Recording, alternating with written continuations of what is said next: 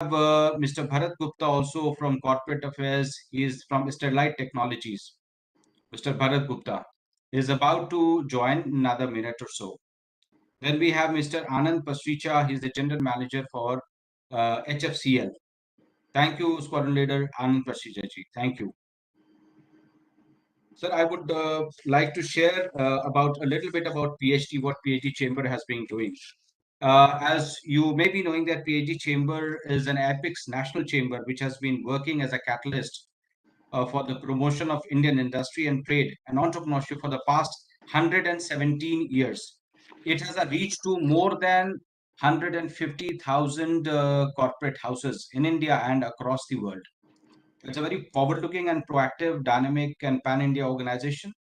As a partner in progress, it has been working with the industry with special focus on the MSMEs and the grassroots level, with strong national and international linkages for propelling progress, harmony, and integrated development of the Indian economy. We also have a very vibrant defense and HLS committee with active participation from the DPSUs, OEMs, then Indian private sector companies, MSMEs, and we work very closely with the Ministry of Defense and also the Armed Forces and Ministry of Home Affairs also in actually addressing the contemporary issues of the industry and also on for understanding the opportunities for the industry in their indigenization and their requirements, what the other requirements they have. Uh, as we know that the Indian defense industry is at a high growth and development stage where every stakeholder has its important role in developing the sector, including the DPSOs, OEMs, MSMEs. The recent developments around the world actually it has forged ahead a robust and competitive self-reliant defense ecosystem which India needs now. And our Honorable Prime Minister has called for Make in India and Make for the World, which is a key to our self-reliance and growth. The topic for today's webinar, the network-centric operations, which is a very contemporary topic. We know that it's actually a war theory that seeks to use the information advantage enabled in part by information technology into a competitive advantage through a robust computer networking. So we have very eminent speakers, and I would now like to hand over this session to our moderator for this webinar, Commander Jayakumar Raghunathanji, to take it over from here and invite our keynote speaker for the day to share his thoughts on the subject. Over to Commander Jayakumar Raghunathanji. You are on mute, Commander, sir. Thank you, Dr. Jamal. Good morning, Commodore, sir. Good morning to all the speakers that are present today. Good morning to the participants. Network-centric operations is something, personally, it's been a very close subject to me since I was I spent an extended amount of time in the Navy's design and warship acquisition organizations. And therefore, I have a certain amount of personal liking to it. That is the reason why, when this opportunity came up, we thought that it would be a very apt topic to discuss. Network-centric operations, if you look at it, is defined as a military doctrine that relies on the advanced communication network and computation technologies to create shared awareness of a battle space and, by extension, exercise a holistic control of the battle space. The premise of NCO is that the greater battle space awareness leads to faster decision making, which in turn leads to a significant war-fighting advantage. The nature of threats that are faced by the defense forces is continually changing. We have seen so many conflicts recently where the entire landscape keeps getting redefined at a very fast pace. Yet, the basic principle of establishing an overwhelming warfighting advantage remains the same, which is to pierce the fog of war quickly and act decisively. Furthermore, the need for jointsmanships in these operations of armed forces through interoperability of assets and formations cannot be overemphasized, as it facilitates precise coordinated operations that significantly enhance efficiency of the forces and platforms. If we were to describe this mathematically, it would be like addressing a dynamic multi-objective optimization problem.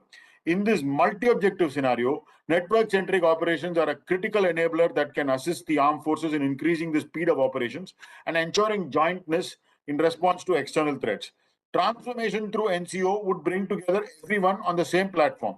In the case of defense, this would include everyone from the frontline soldier, the weapon system at the lowest level, right up to the theater command and even the strategic leadership. NCO can reduce the time required for tactical decision making while providing flexibility to change strategic positions quickly. The focus of information communication technology adoption, colloquially called what we typically call as digital transformation, aims to connect every function in the organization seamlessly and aligns these functions towards achieving a larger organization goals. And as I pointed out, in most cases, these are complex, multiple goals that we are targeting. A key element of this transformation exercise is the base networking infrastructure that enables fast and secure transmission of information across users. Further, a robust network and communication infrastructure that uses technology like AI, cloud applications, which are maturing fast in the current commercial application. Therefore, NCO is a potent force multiplier, and Indian defense and internal security forces have undertaken multiple steps to build this NCO capability. Navy has been a front runner in this, and I'm glad that Commodore NCO is going to be speaking about this extensively today. However, there is a need for a long-term vision and strategy for NCO to support joint operations of the three services along with the forces involved with internal security. A critical an element of NCO capability is the backbone network infrastructure that underpins advanced capabilities. This is where the contribution of the industry at large, whether it is the public sector or the private sector, becomes extremely critical. So therefore, this is something that needs to be dwelled upon and consciously built up as a national capability. So with this brief introduction to what NCO tends to cover and what we can expect in the discussion, in the presentations and discussions today, I would like to hand over to the keynote speaker, Commodore Bahuguna, I'm sorry, so that and to throw some light upon NCO and to broadly help us picturize the importance of NCO in the current and emerging contexts. Sir, Bahuguna sir, Commodore sir, if you can take on, sir. Thank you, Commander Jaikumar. Thank you all the members who have joined for webinar this morning. It's an honor, in fact, to be given this opportunity to deliver the keynote address this morning. Just for your information, I am also very new in this chair, and I'm just 1 week old in the chair. And so, in fact, if we are able to, which I'm very sure that we will be able to develop a uh, very good interpersonal rapport. So I will be there in the chair for maybe some good time so that we can continue to work together. And as you are aware, at the naval headquarters, the central directorate, which looks into the network-centric requirements, both the present and the futuristic requirements of the Navy, the nodal directorate is the DNCO, that is the Directorate of Network-Centric Operations, and I'll be here for maybe another 2-3 years. So with that optimism, I once again thank all the participants for joining the webinar this morning. Uh, uh, all of us are aware that with the kind of technological advancements that we are seeing around us across all the domains, and particularly in the Navy, if you focus on the advancements in the weapons and sensors, I think nobody can deny that there is a need to network all of them together, network all this vast information together in a common pool, so that all of us are better informed. We are able to share this information, and ultimately we are able to take sound and informed decisions so that it contributes directly into the mission effectiveness. That essentially, in a very broad sense, is what we were looking at. I know everybody who is sitting here is an expert in his own field, and so it was very nice that during this discussion we will be able to mutually benefit from each other. Possibly, I would be able to suitably put across the areas where actually we are looking forward for some assistance from the industry.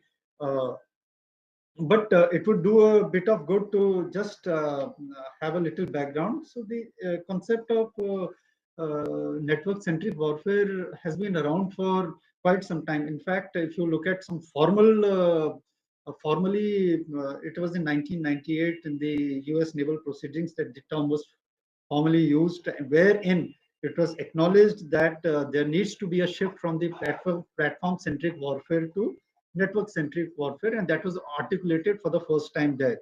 I'm sure we are well aware of the names of John Grabska. Uh, NCO, if you honestly ask me, NCO, simply speaking, it is uh, it is centered on connecting up networks together. If it is all about linking of the people, the platforms, the weapons, the sensors, and the decision aids into a single network to enhance the command and control. In a sense, what we want to do is we want to reduce and compress the OODA loop, the decision making loop. So now again, we have to be very mindful that, and we are quite aware that the in the network-centric warfare, it is not necessary that actors will own the sensors or the decision makers will own the shooters. The sensors, the shooters, the decision makers, the commanders, they all will have to work in a collaborative manner. Now, the information which is available hitherto in silos will have to be made available on a network which can be pushed or pulled by anybody, so that that information can be suitably utilized into the mission. That inherently would be the way forward for NCW. For us, NCW, the key would be the creating and operating a secure and very reliable integrated command control ISR network. uh, uh, it is given that we have already made the shift from platform centric warfare to network centric warfare.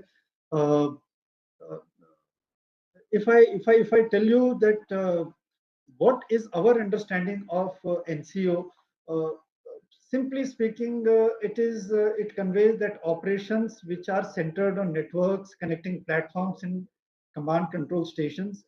In NCW, the information superiority enabled concept of operation that generates exponentially it is able to generate exponentially increased combat power by networking various sensors, decision makers, and shooters. So we in the Navy are using NCO as an umbrella term for umbrella expression for NCW. If I am to put it across in very layman terms, uh, for better understanding, I would say that the way we understand is that NCW is the theory, and NCO converts that theory into action. This is how we have perceived the whole domain. Uh, if I give you the direction in which Indian Navy is heading to, so we are making a continuous effort to move from net-enabled operations to net-centric operations. The responsibility for developing systems toward implementation of the NCO network, and while also ensuring the transformation of the Indian Navy towards net centricity, this is being entrusted to various organizations, both within and outside the Navy. Uh, there is a close coordination between operational, technical, research agencies, directorates, and now industry as well. Uh, the I would say that the NCO capabilities in the Navy have been the development has been evolutionary and is based on realizing incremental capabilities in combat systems and data links. However, the requirements of creating the technical infrastructure to realize a truly network force across all domains uh, remains a work in progress, and is hopefully the common goal of all of us who are sitting here. And I think that is the area where we are looking at some support of all of you here. Uh, when we talk about NCO, uh, it does not mean only we are not looking it in isolation to just the ships at sea. we are also looking at the other armed forces, the other services, and the other agencies who are working in the maritime domain and how to network them as well. So it is an amalgamated picture of all the data being received from various stakeholders, uh, which would include, apart from our specific naval data, it would include white shipping data, fishing data, data from the shipping ministry, the national AI chain, the you name it, any data in the maritime domain, the data from the various ports, the data on the data from the space agencies, the satellite space-based AIs. Uh, so, why is it that we are looking at a network-centric approach? Now, all of us are aware that today, with the kind of advancements in the weapons and sensors, uh, and the units are operating in dispersed geographic locations, dispersed formations. In fact, if you see today, Indian Navy is a blue water navy. We are operating from the Gulf of Aden and east coast of Africa on our west, right up to the South China Sea on our east, and well south of Mauritius and up to Madagascar in the south. So that is a extremely vast expanse, and within this, mm, I'm sure that all of you would appreciate that the platforms which are operating here, the various agencies which are operating in this domain, if all of them are networked, if all of them are able to share that information with each other, they are able to interconnect with each other. Uh, so I think the everybody stands to gain, the nation stands to gain. That kind of information, that the shared situational awareness will tremendously increase, and I'm sure that that information can be put to some good use. Uh, you are well aware the importance of IOR. IOR is the fulcrum of economic activity. Uh, Needless to say that the bulk of the cargo, one third of the cargo, 50% of the container shipments, 66% of the world's oil, everything is passing through it. On a day-to-day basis, if you see, uh, we are observing close to about 12 to 13,000 ships in this area on a daily basis at any time. So it is no longer that backyard which it one used to be. Today it is the hub of maritime activity, and increasingly every relevant maritime power has got stakes in the Indian Ocean, and therefore it becomes important for us that every data source here is we are able to well utilize and exploit that.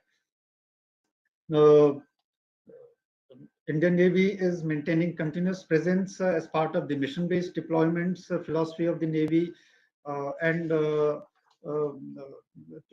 facilitate such deployments, we have employed layered communications and network-centric concepts. We are utilizing the complete RF domain, the VHF, 2HF, VLF, satellite communications, various modes. We are incrementally moving ahead, and let me say that today we have reached a certain level of networking amongst our various units. Uh, Today we are a networked force. There is absolutely no doubt. But from here, we want to move on to a completely net centric environment, wherein uh,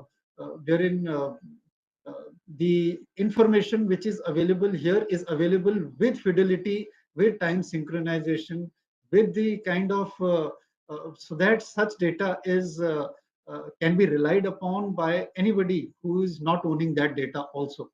So that is what we are looking at, and I'm sure the industry will help us out in moving ahead. to entail a smooth and robust network and to ensure that all stakeholders are on the same network grid. Uh, the need that is the need of the hour, and towards this there are challenges in this domain, and uh, some of them I would like to put forward. One is the standardization. Standardization is the first step towards a futuristic net-centric operation. The need for robust technical standards, uh, different different equipment, sensors, etc., are using different kinds of formats, and that at times it becomes a humongous task to integrate all this data. Then we need to be very sure how we are planning to store this data, how this data is from multiple sources is pulled together, how we are able to create a common data lake.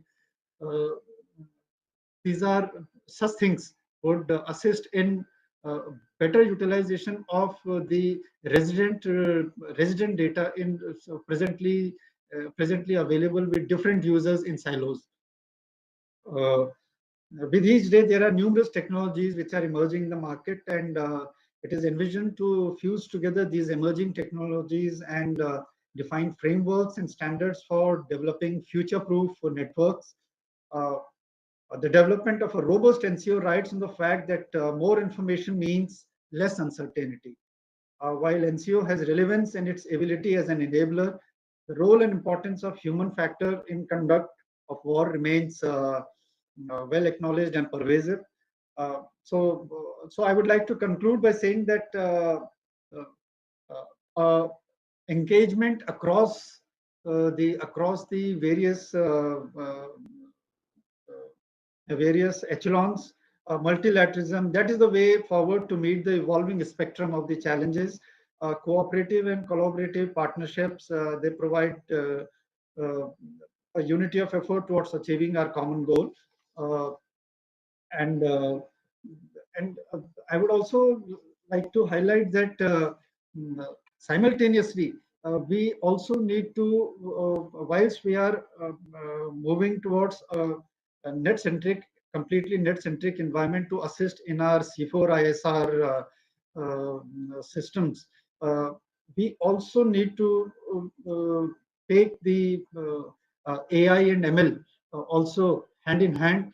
And I think if we can harness the big data, the AI, the ML technologies which are available, and integrate them at an appropriate level into our NCW concepts and NCW models, it would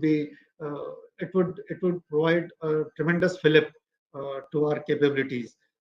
So it remains for me to say that a robustly networked force uh, certainly would improve information sharing, and the better the information that we share, it would enhance the quality of information and the situational awareness, and all this would contribute finally towards mission effectiveness. Finally, uh, if we are able to,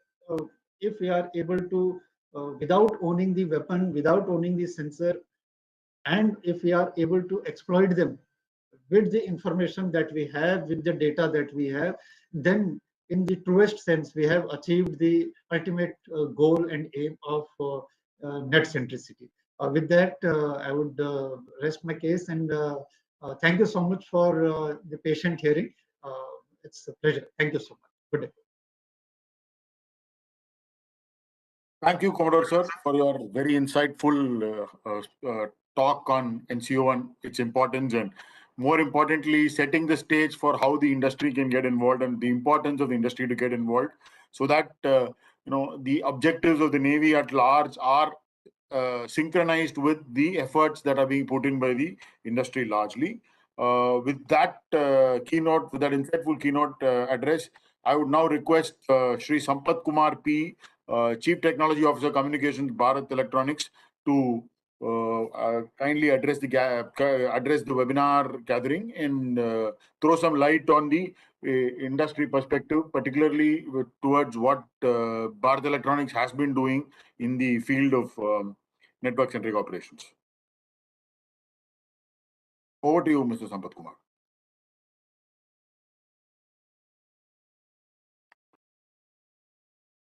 Mr. Sampath Kumar, your video is not coming. That's not, you're not screen. Yeah, that's fine now.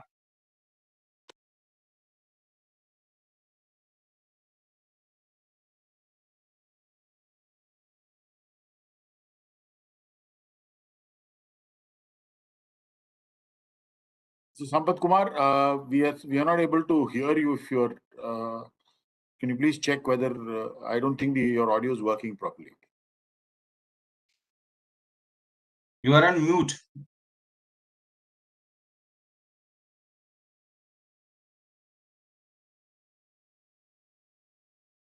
You are on mute, Mr. Kumar.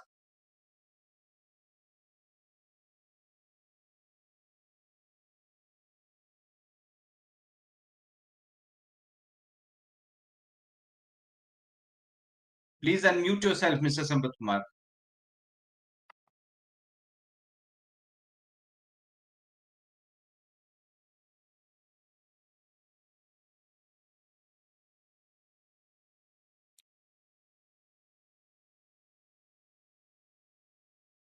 Please unmute yourself. Please unmute yourself.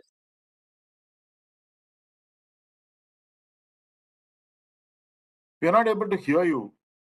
Unmute, please unmute.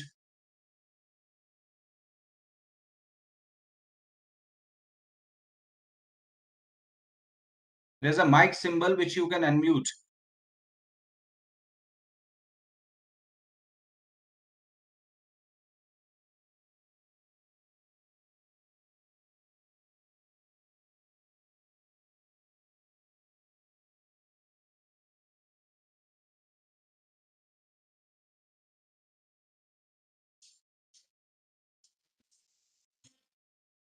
Hello.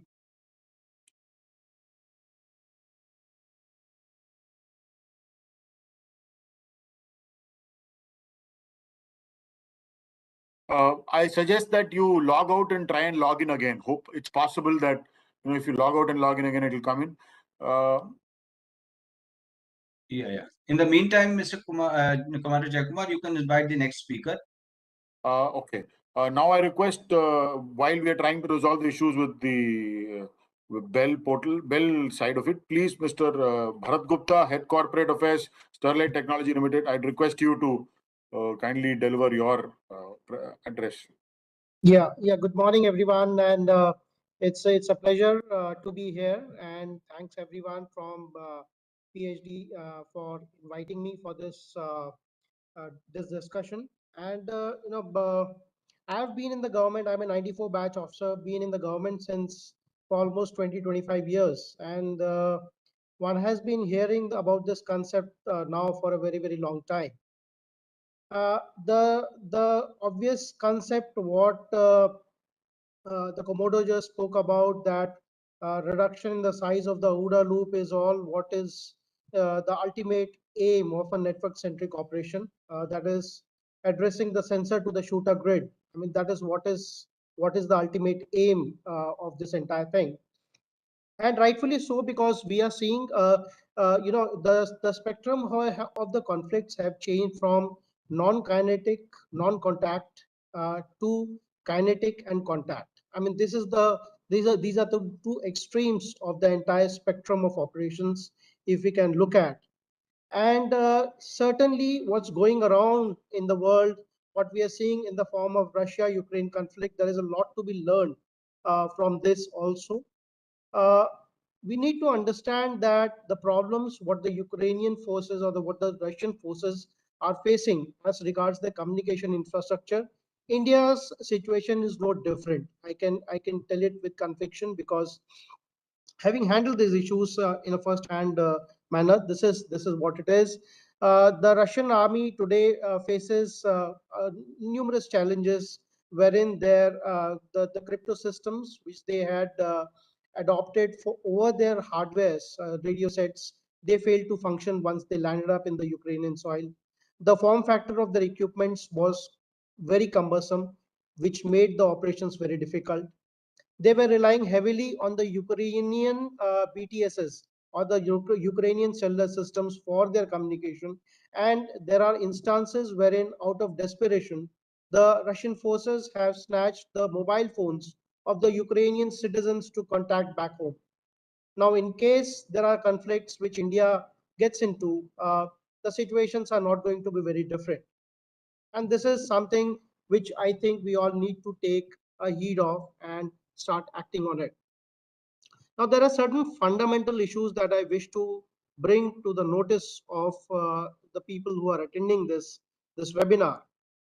You see, the network-centric operations, there are a large number of jargons. We keep talking of big things. We keep talking of big ideas, jointmanship, etc., etc. But what lies fundamental in all this is the ICT infrastructure. That is the number one point. Second point is having robust policies and frameworks in place. And most importantly, the accountability. If we have these four things, that is the ICT infrastructure, the policies, the frameworks, and the accountability in place, I think that would be a good beginning to actually realize the overall concept and the operationalization of this network centric operation. Now, if we look at the spend, what is happening globally, I mean, if I just compare the capital expenditure of Indian defense forces in creating the ICT infrastructure, I mean, it would be a real, shocking thing for everyone to understand. While there is almost 5% of the spend by major defense forces around the globe in development of the ICT infrastructure. However, in case of India, this remains a big challenge. I don't wish to share the figures, but it's one of the lowest in the world. Second thing is, if you look at the DAP 2020, which is being followed for procurement of various items, uh, the chapter 8 essentially deals with procurement of communication equipment, which again is the bedrock of any NCO operations, and that is the first point. If you look at the timelines and the provisions which are there in DAP 2020, I mean, it's one thing which needs to be addressed very in a big manner and very urgently. Yes, I do see a couple of steps taken in a positive direction as regards the in principle approval given by the Defense Secretary on 21st of June for inclusion of border roads as part of the PM Gati Shakti program, and the 75 border roads are going to be part of it. But needless to say that there is again an very important aspect of developing the telecommunication ducts along these border roads. Because until and unless we have the telecommunication ducts along these border roads adequately populated with the dark fiber to support future technologies like the quantum computing and the quantum communication, we are far away from achieving our net goal of network centric operations. Next, I just want to bring to the notice of everyone the importance of the electromagnetic spectrum. The future wars are SEMA is going to be the cyber electromagnetic activities are going to be one of the important facets of future wars. And therefore, the earlier we understand the importance of the electromagnetic spectrum, the better it would be for our defense forces, and it would prepare us in a much better manner. I've already spoken about the budget part of it. We just a small figure. We are left with just about 6,500 crore rupees this financial year for the complete ICT modernization. But this is under the major head of 4076, minor head 103, which is for the procurement of other equipments. Now, this amount is as it is going to be sucked up for meeting the committed liabilities, the carried forward, and there is hardly any amount left for the new procurements.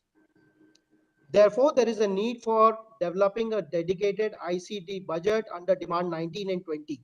That's one important aspect. If we can look at it, I think that would do a lot of good for our defense forces. Coming to the industry participation, the industry, I mean, the expectation is definitely there with from the industry. as regards the government is concerned. And yes, why not?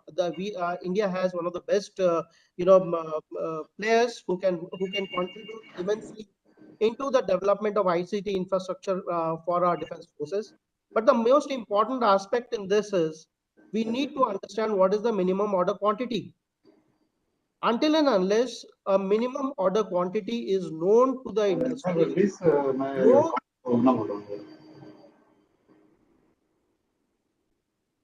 how are you?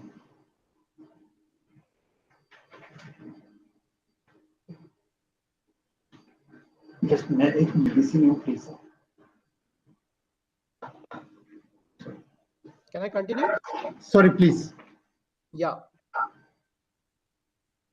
So if you want any, industry is there for the support of our defense forces, they can definitely develop one of the best products what you want for the defense forces. But then it comes with a very important facet and a very important commodity called as faith. Until and unless the defense has that faith and that kind of partnership wherein the people who are going to put up their money into the research and development, putting their money into development of any products, these are cost intensive domains which require a lot of investments. And for that, it is very important to understand what is the minimum order quantity that can be thought of. Until and unless that is very clear, I mean, the industry will continue to grapple with this. We can have first positive list, second positive list, third positive list, and so on. And that's a welcome move. I'm not denying that. But then at least we need to understand what is the requirement of the equipment, what is the requirement of the technology that the defense forces want 5 years, 10 years from now, and what is the minimum order quantity that can be expected. So this will do a lot of good as regards participation, and this is what the industry looks at once we are engaging with our various officers and the appointments in the defense forces. Now coming to STL, STL has been in the forefront of developing the 5G portfolio. It's a domestic company developing its own 5G portfolio. Part of it, we have deployed the network for spectrum project in one of the toughest terrains in India, that is the Jammu and Kashmir. We have laid about 10,000 kilometers of the optical fiber cable. We have also successfully implemented the Varuna project of the Navy. Again, that is done by STL. And there are a large number of other projects like the Mahanet, the Telangana fiber, the Tamil Nadu net. We are into developing networks, and we definitely would look forward to contributing our bit going forward from here in development of a robust ICT infrastructure and the capabilities of network-centric operations for our defense forces. I had this much. Are there any questions? I would be happy to take. Can we do the questions at the end of it? We can make it like a discussion. Okay, thank you. Thank you so much, Mr. Gupta, for throwing some light on a very important perspective of the network-centric operations, highlighting the current limitations and bringing out what is the kind of steps that we need to take both in the short term and the long term in terms of robustly developing our NCO capabilities. I assume the connection has been restored. If that is the case, then I would request Mr. Sampath Kumar to deliver his lecture. So, good morning, sir. Are you able to hear me now? Right. Yes, we can hear you. We can hear you. Yeah, you can able to see here. So, good morning to all the dignitaries and participants on this very important topic seminar. On behalf of Bharat Electronics, I would like to thank you for offering to us for this August audience. So, as you rightly pointed out, brought it out by our moderator as well as the Commodore. So, I will little extend what is that what we are and where we are with respect to NCW. So, NCW is defined as information superiority enabled concept operation that generates increased compact power by networking sensors, decision makers, and shooters to achieve shared awareness increase the speed of command, that is the order of the day, and higher tempo of operations, and greater lethality, increase service survivability, and degree of self-synchronization. This is the general thing. It's nothing but pulling up all the resources available and make it our effectively user. That will help all our operation forces. Now, normally NCW application running in data link computer and collects data available from sensors, data, etc. from the ground, sea, submarine, airborne assets. So all these assets are combined together, and how optimally can be used. So that is going to be a major challenge here. Now, coming back to here, the application has a role to interwork with both mission computers or multifunction display to provide information and data to the ground observers or the platform in the sea or pilots with appropriate symbols. So this is the general purpose in which NCW application has been envisaged. Now NCW application got some of the basic functionalities, which is again most of the common for all the tri-service, and more I am trying to talk about which is specific to more or less related to Air Force one, and similar can extend to some of the generic terms can be extended for network centric operation also.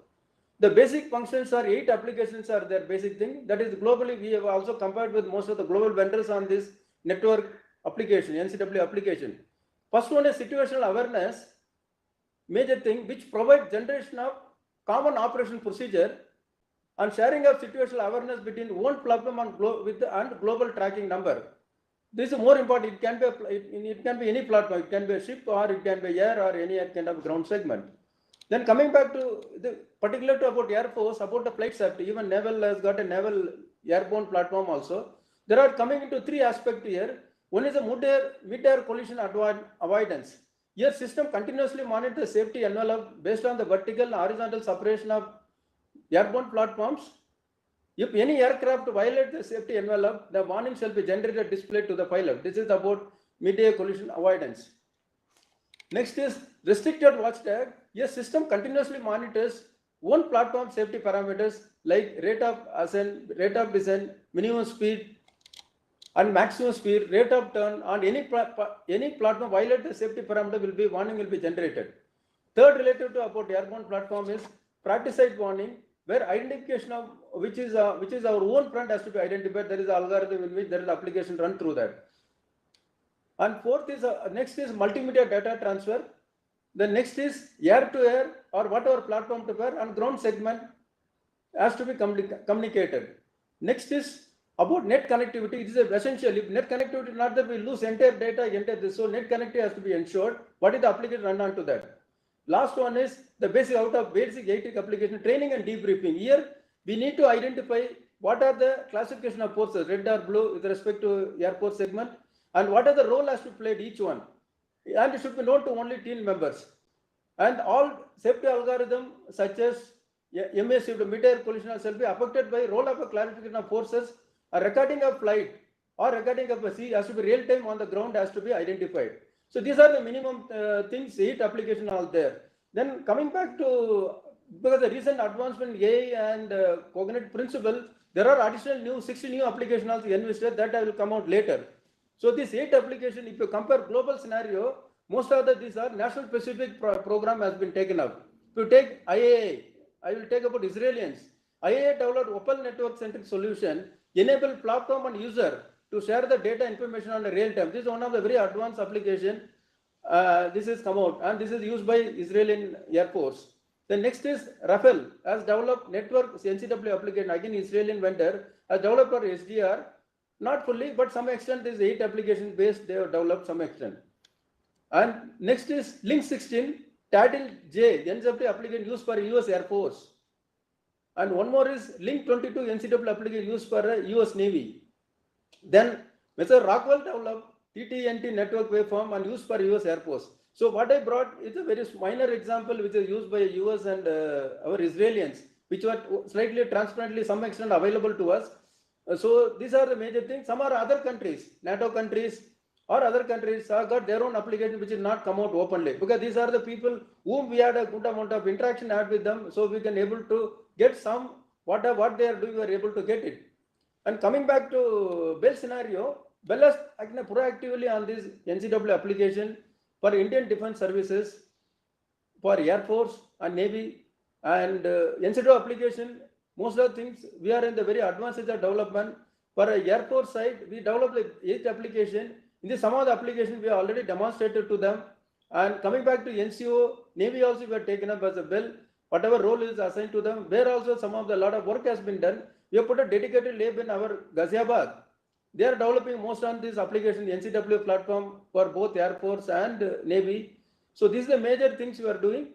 And coming back to advanced application, if you more of a AI related, which is not much come to the outside world, it is on onboard inventory status warring, status sharing, then image analysis features, dynamic targeting, then their flight fueling management on board, then full-fledged integrated debriefing and training capabilities, electronic warfare features, decision enabling features, intelligence gathering engine, interface with mission planning systems, and inertial navigation without GPS. Without GPS also they want, because GPS again, it has got some point at that the threat will come. So these are the various in which a lot of comes out on this. This is more of an advanced application beyond that what 8 are defined. So coming back to our way forward on this, Bell can play a major role in the design developer NCT application, which we have been doing. We are ready to partner with any of the private vendors, and also along with the based on the defense services requirement, whether it's a Navy or a Air Force or Army, we're ready to go with them along with Indian UM, so that we should be a self-reliant in this application scenario, because this is going to be a future of our any of the warfare going to coming out. So we need to concentrate together, all of us as defense services as well as our Indian OEMs, and Bell can stand together and make our nation proud in the network-centric application. Thank you. This much I thought little sharing I do. Advanced application certainly I do. It takes more time. So these are my submission to the August audience. Thank you, Mr. Sampath Kumar. Thank you for that very enlightening address, where you covered the various aspects of technology where Bell is also being involved. And I'm sure with future interactions, both with the armed forces as well as the private industry, there is a lot of things that Bell can do, particularly in terms of completely becoming indigenous in terms of NCO, and not dependent on any country, whether even if it's a friendly country, you would understand that there are certain limitations. So the industry definitely looks up to organizations like Bell in completely indigenizing these systems so that we become completely self-reliant. Thank you once again for your lecture. Now I would request Mr. Pasricha from Mr. Anand Pasricha, General Manager HFCL, to kindly address the webinar.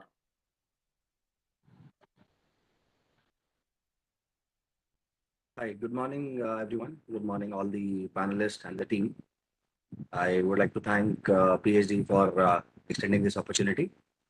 So to begin with, I will start with my introduction, because this is involved with NCW, as I am a retired Air Force personnel, and for a short stint of 10 years as a short service commission officer, I was working directly into the net-centric enablement team. I have been part of the team which created the network infrastructure for IAF, and I have been involved in integrations of lot of sensors. And today we are also integrating shooters for our services.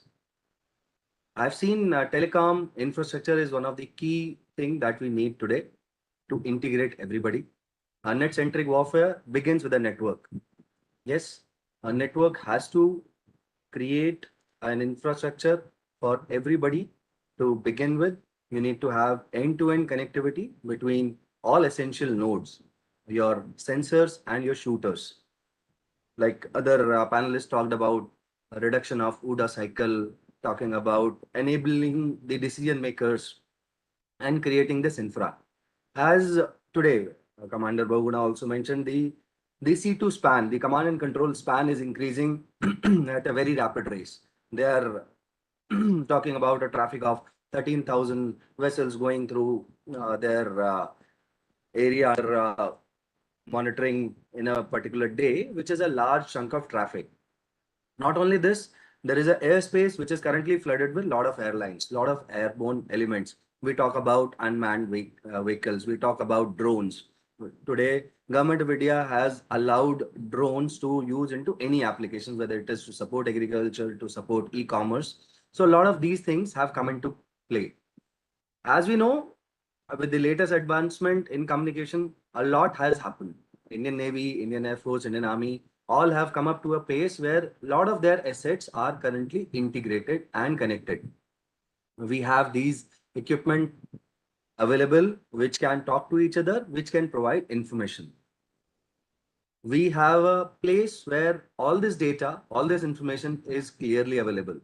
Next, what we need to do is we need to bring knowledge out of this. Today, we have a connected sensor grid. We have an option to extend this information to the shooter grid as well. What we need a mature C2. We need a mature command and control plane where all this information brings required knowledge to the shooter decision-making team. So today, if a particular threat, if I say there is a missile defense system that comes into place, we have a very short time wherein a decision maker should be able to take any action. If a missile is incoming, it's a ballistic missile reaching to our region, we should know what is the threat perception. We should know what kind of countermeasures we have, what is the option available to the decision-making team, how they will be able to get rid of this. To reduce this, the C2 has to come up. The C2 has to come up to a level where you bring in technologies like AI, ML, which reduces your decision-making time. You should be able to communicate to all the required stakeholders. You should be able to reach out to your teams. I am talking about net-centric today. This is, I would say, the second opportunity. First time while I talked about it was in 2013. And then I was talking about certain challenges which we have overcome today. The challenges were having our own navigation system. Today we have it. The challenges were having a common network grid for tri-services, which is still a task in hand. We need to have a common operation center where information, whether it is being generated from any of the service arm, should be available to authorized personnel for quick decision making. We should be able to provide all the required assets to our services to give them a detailed view, to give them access, and for a common goal of saving our nation's interest. We are currently talking about Industry 4.0. We are talking about automation. We are talking about the machine learning. We also talk about the big data concepts. These implementations are needed today into the net-centric warfare. We need to, I would say, advance our network. We need to add on value to our network. We should be able to provide these services to the last person, the soldier on foot. He should be able to know where he is, what are his coordinates, where he is connected to. This guy should be able to have live communication with enhanced data rates and voice services. We are today adopting SDR technologies. Everybody in Navy, Army, Air Force are moving towards a SDR platform. We should also talk about cognitive platforms. The new technology talks about that. We should be able to reduce the load over these platforms. These radios, these connectivity nodes will go to every stakeholder, whether it is a foot soldier or a AFV or a vessel or an aircraft. All these people, all these devices needs to have the connected platforms. They should be able to talk to each other. They should be able to share live information. We should have features like blue force tracking. We should have, I would say, cognitive radios, which can give me a dynamic spectrum usage. It can allow and enhance my capabilities during adversaries. So these are the essential elements. And first and foremost, at this stage, when network is in place, we have sensors connected over network. We need to have a converged C2 platform, a tri-service nodal center where we get all the information connected as well as a improved version of it. We should be able to offer knowledge out of this information to our stakeholders. This is what we should be talking about. We today are moving towards an automated battlefield where we will have an unmanned asset like a drone or a missile battery or a radar station. All these elements will move towards an automated platform. However, there is a requirement to gather telemetry information. There is a requirement to know their status. There is a requirement whether on initiation will that actually work. All those elements have to be stitched in. This C2 will play an important role and will allow all stakeholders to give an important view on this and allow the other parties. When I say other parties, the government agencies, we should be able to take relevant data from ISROs, from other organizations who can help us for my ISR missions, for my other activities. And we should be able to take these decisions quickly. I would like to sum up here specifically talking about the importance of C2. Let us work towards AI ML based C2, which is the need of the hour to enable our commanders for quick decision making. And as part of the HFCL team, as we are currently supporting defense forces for their integrated network, we have already deployed thousands of kilometers of fiber under NFS. We are bringing IP MPLS network for Indian Army, the way what is already available for Air Force and Navy. And today we are also developing an SDR, which would be military capable manpack solution, which can help a soldier to speak to his command, get required information and share the mission critical information to the node, the central node for effective decision making. This is what we need today. Thank you. Thank you for the time. Thank you, Foreign Leader Patrita, for your very insightful speech. You really hit the nail on the head in the sense that while jointmanship exists, there is a greater need for widening the actual application of jointmanship and involving not just the three armed forces, but also other agencies such as some of the intelligence gathering agencies which are involved in telemetry like NTRO, ISRO. All these also need to get into some sort of combined network, and that is a very important point that you really highlighted. With that, we've come to the end of the session. I would now open the forum for any questions that they would like to ask any of the speakers or the presenters.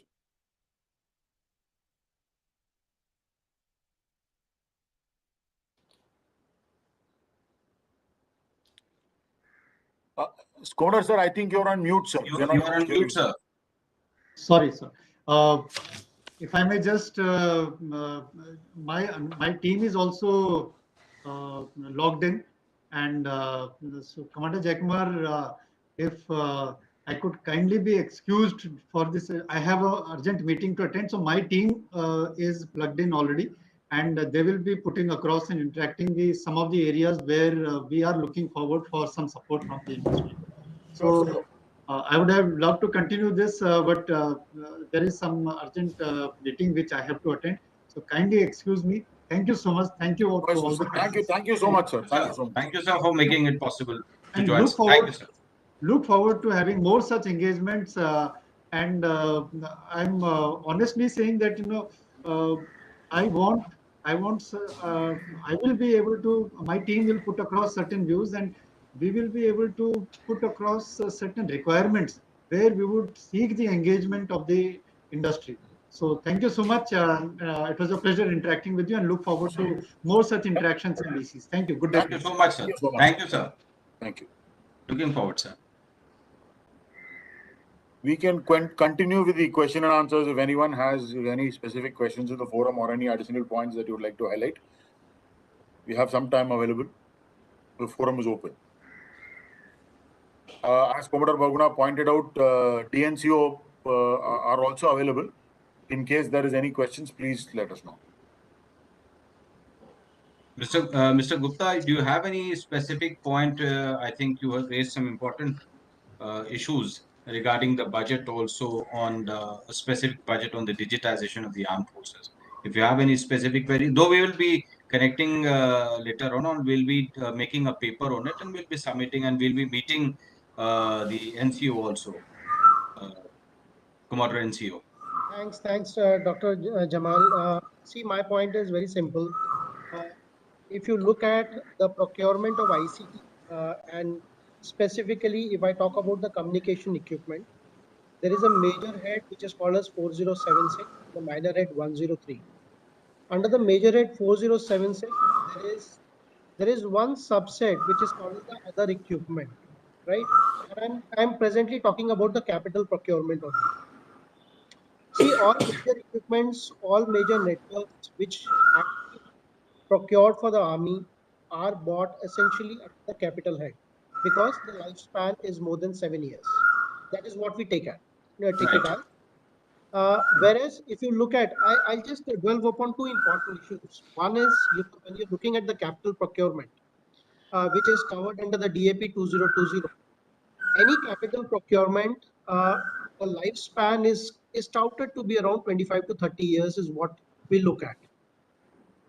Now, if you look at the communication equipment, the lifespan is around 7 years, is what we look at because of the frequent upgrades which are required and the rate at which the obsolescence takes place. Now, that means for, let's say, a platform which is procured, it is going to see at least three times. I mean, you have to upgrade or you have to redesign or you have to recreate that network thrice to exploit that platform for the span of 20 to 25 years. Now, in the DAP 2020, if I can come specific to that point of chapter 8 of that, which deals with the ICT procurements. Now, the timelines are the same as those mentioned for your other capital procurements, as in the platforms, etc., which is, I think, not in order, and therefore there is a need to revisit this entire thing. That is number one point. Second point is when I look at the major head 4076, under which the ICT equipments or the communication equipments are procured. Now, this 4076 has got further bifurcation of about 4 5 major items. The arms are being procured out of it, the ammunitions are being procured out of it, the vehicles are getting procured of it, and your other expenditures, everything is all clubbed up into this other. You have a heading for heavy and medium vehicles. You have a heading for aero engines. You have a heading for rolling stock. You have a heading for Rashtriya Rifles and so on and so forth. I mean, that is there. But for communication, this is a small head which is available, and that too it is getting shared by other 4 5 major CFAs, competent financial authorities. So net, when we look at the amount available for doing any sensible procurement, now I'll bring a point in case the MCCS, Mobile Cellular Communication System, which is being used in the 15 core and the 16 core, that is Srinagar and Nagrota, right? Now this is a 2007 vintage network, which is working on a CDMA equipment, 1800 megahertz, and it has already outlived its life, warranty, etc., etc.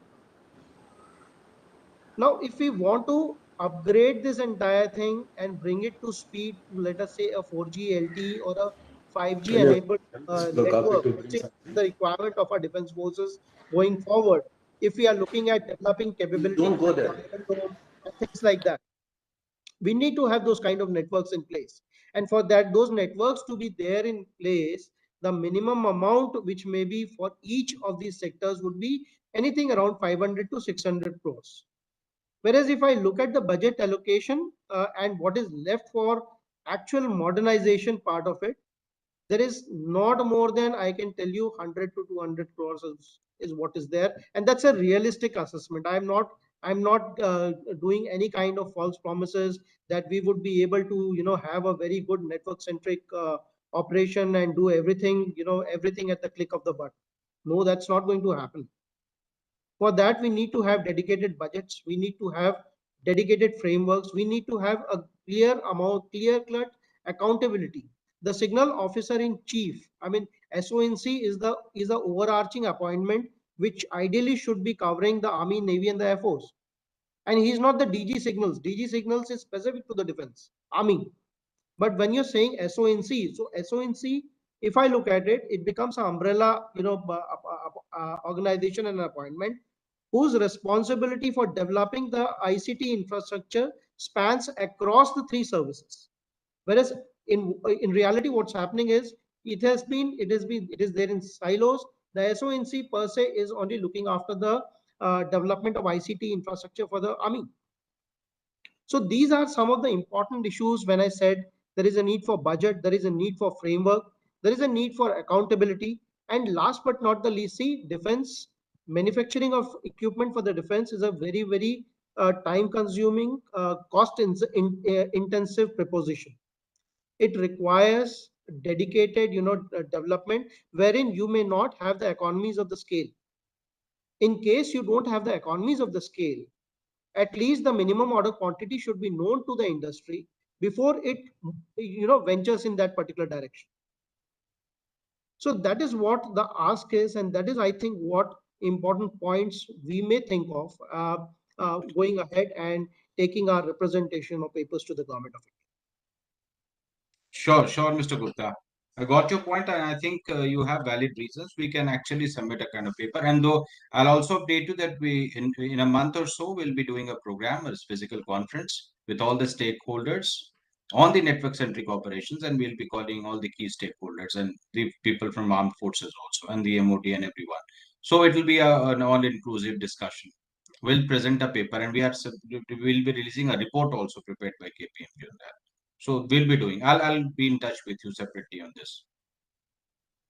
Okay, sure. Commander Jaikumar, think if you have any queries with the panelist, you can ask, or we would like to sum up also. No, I think it is a good time to sum up. I think there are no questions from the audience either. Right. Largely things have been covered. We can sum up now, sir. I think. Okay. Thank you. Right. Thank you, Commander Jaikumar. And first of all, thank you, our keynote speaker, Commander Bahuguna, for making it possible and actually sharing his thoughts on the subject. And he has very categorically shared some of the important aspects of the NCO on what the government and particularly Indian Navy has been doing for promoting the NCO. He said that obviously IUR, he spoke about IUR, which is an important, is a fulcrum of all the economic activities, and that's why the significance of NCO around that region.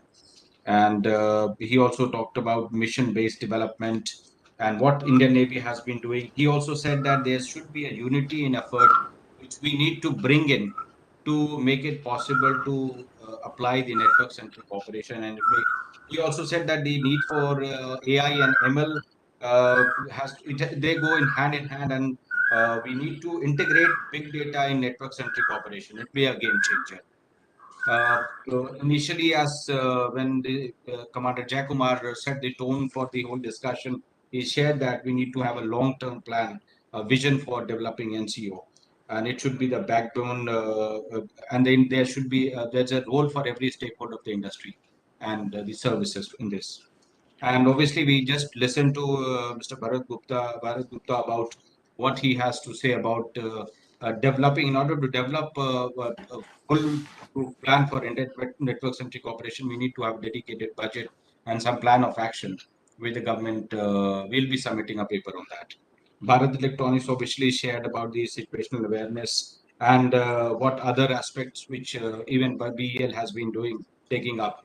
We would need some inputs also when we make a paper on this. We'll get in touch with you, Mr. Sampath Kumar, on this.